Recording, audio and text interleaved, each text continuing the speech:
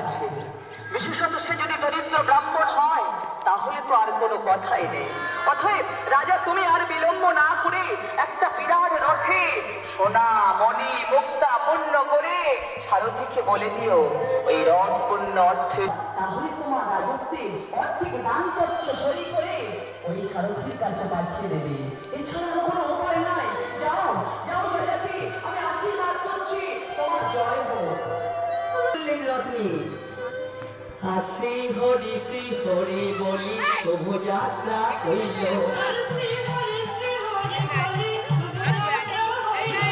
নানা দেশান্তরে রথ ঘুরিতে লাগিল,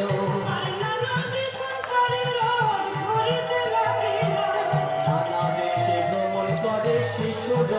সুমন্ত্র শ্রীহরির নাম স্মরণ করে সোনা মণি মুক্তা পূর্ণ রথ নিয়ে ভারতবর্ষের এক প্রান্ত থেকে অপর প্রান্ত পর্যন্ত সন্ধান করতে লাগলে পূর্ব ভারতের উত্তর সীমান্তে বহু মুনি ঋষি ব্রাহ্মণ বৈষ্ণবের বাস ছিল। সেখানে গিয়ে সুমন্ত্র সারথী দেখতে পেল কি না বহু মুনি বহু ঋষি পার্বতের গুহায় অভ্যন্তরে এখানে ওখানে বসে আছে। তাই দেখে সুমন্ত্র সারথী বলছে, মুনি ঋষিরা সবাই এসেছে সুমন্ত্র সারথীর কাছে।